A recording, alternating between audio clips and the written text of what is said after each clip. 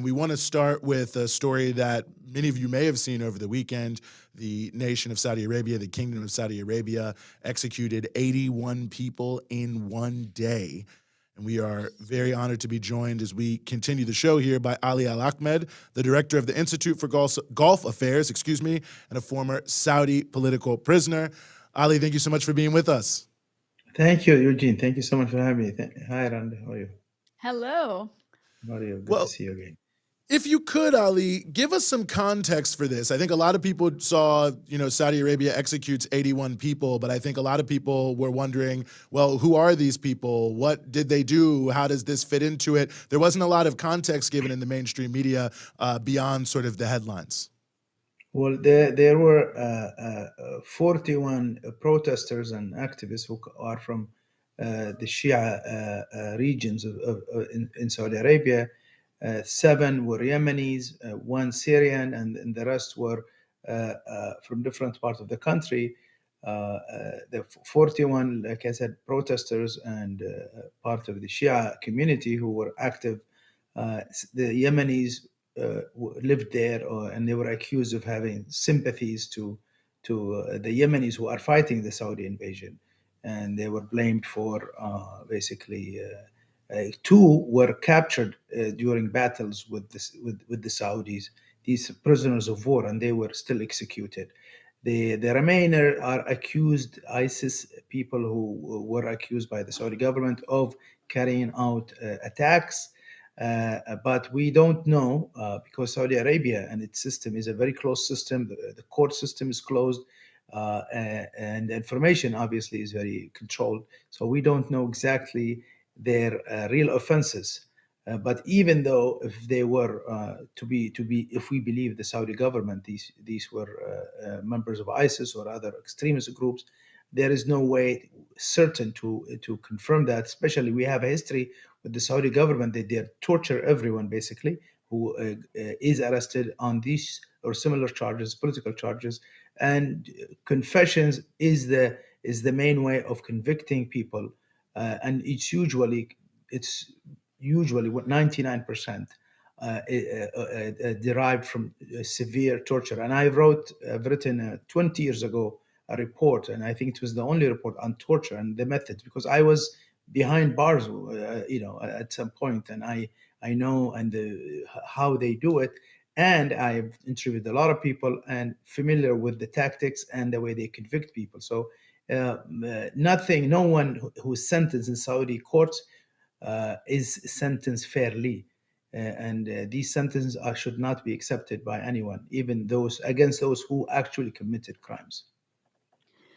Ali, what has been the response from the so-called international community? And of course, when we say international community, this usually refers to the US and European countries, which are in this case all very closely allied with the Saudis, despite the fact that they go around the world imposing punishing policies on countries in the name of human rights and democracy.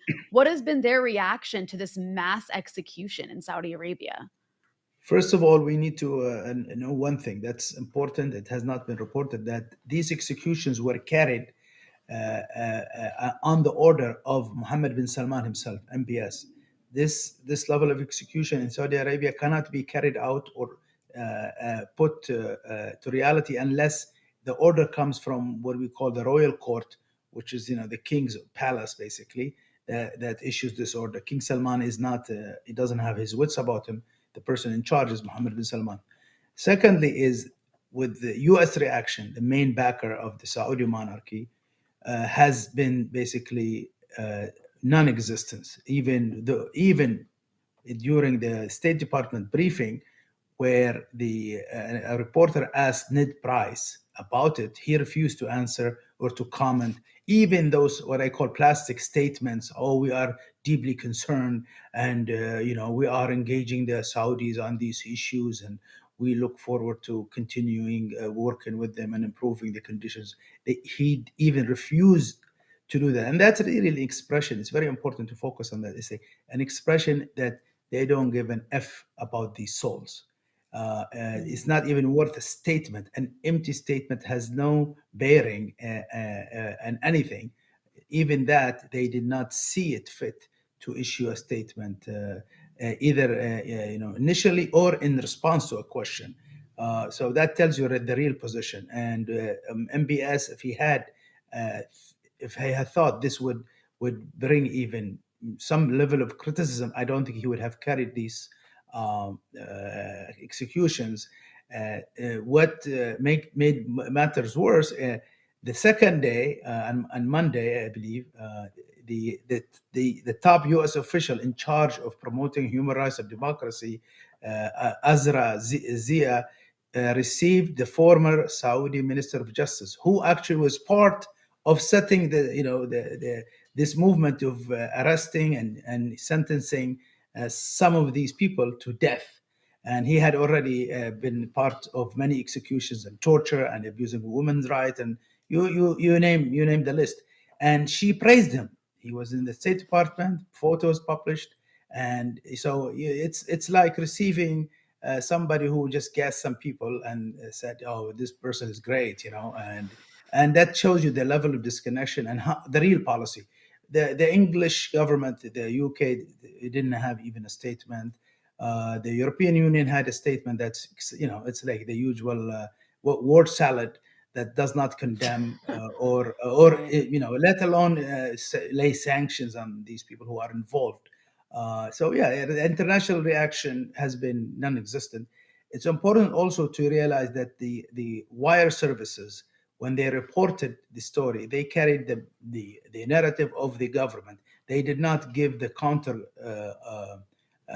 narrative of the human rights organizations, especially the indigenous human rights organizations, which they know. I'm familiar with all of these people who write these stories, and I said, call this guy, he knows about this, he's involved. So they did not only not provide the narrative, the alternative narrative, or use the word protesters, because if you say protesters in the wire service instead of terrorists, that makes the Saudis look bad, and it kind of embarrasses their backers in the Washington and London and other Western capitals.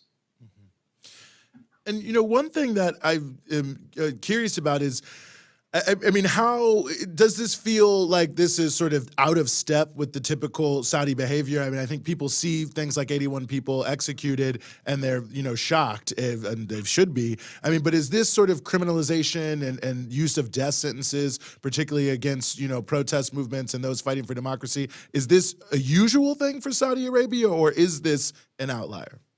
It's important to realize one thing, that the Saudi monarchy, the clan, view protesters as more dangerous than people who carry on armed attacks or terrorist attacks, because the peaceful protest. I'm just going to use one example of he's the brother of a friend of mine, who you can see him on video walking in the street and says no to death penalty, and he is one of those people who was tortured severely and executed.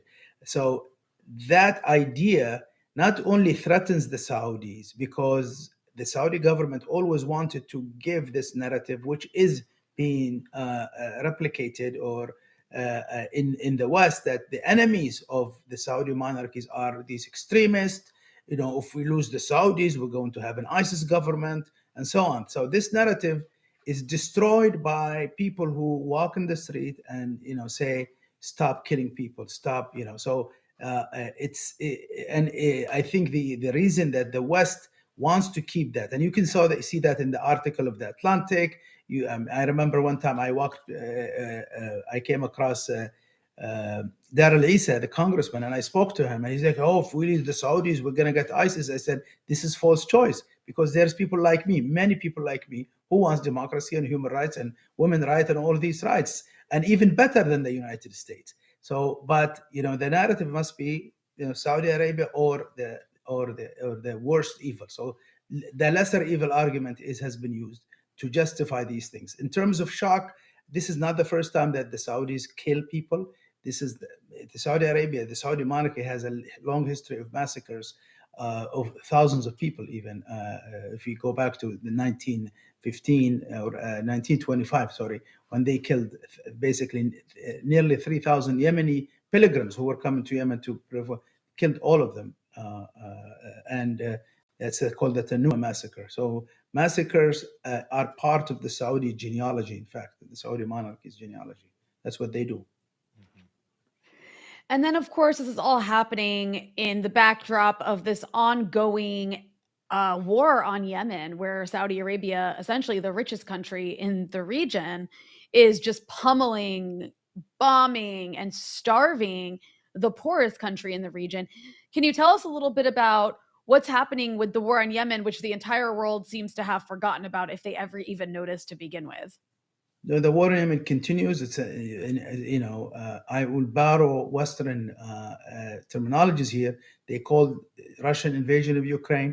This is the Saudi Emirati invasion of Yemen. It's going to become 8 years this month, and supported directly by the United States military and military contractors and mercenaries, and same thing with the UK, where their military and mercenary forces have been helping, bombing and killing and starving and sieging Yemen. That's killed over 500,000 people already. But one of the things is that in the reporting, you notice even the United Nations has been avoiding reporting on this, because they only report the people who died from bombs, for example, but they don't report on the people who died from shortage of medicine or food, the starvation. People talk about the Holocaust. Look at the Yemeni kids. Thousands of them have died, and because they became skeletons, because they don't have food, and that is a direct result of the bombing and the siege. And forget the people who, because oil is not allowed, people die because they cannot get medicine and so on. So it's still an ongoing massacre of Yemenis, and it is a greater humanitarian disaster than anywhere else, and even more than what happened on Saturday with the execution of 81 people. Yet it does not ever get the reaction, the sympathies of the same people who are crying over Ukrainian civilians. So this really shows you not hypocrisy. It's a level, I think, of bigotry toward certain skin color or certain background, if you're an Arab or Muslim, or if we benefit from selling these weapons, protecting more jobs, even among those Democrats like Chris Murphy. To him, protecting dozens of jobs is more important than stopping the murders of Yemeni people at the hand of the Saudi and these weapons that has been sold to them. Yeah, it's I think we've heard many journalists over the last several weeks express that sentiment that you just described of there's something more upsetting and shocking about, the war in Ukraine, because the victims in this case have blonde hair and blue eyes, and it's happening in civilized Europe. And of course, I'm not saying these things to sound extreme. That's actually taken from the words of actual people on our television screens. So Ali, Eugene, I'm sorry if I cut you off. No, I was just agreeing with you, and I think that it's it's obviously such a terrible state of affairs. But Ali, we really appreciate you, and thank you for coming on to help us sort through all of this, and really appreciate all the work you do. But of course, thanks for joining us here on the Freedom Side. Thank you so much for having me. Thank you.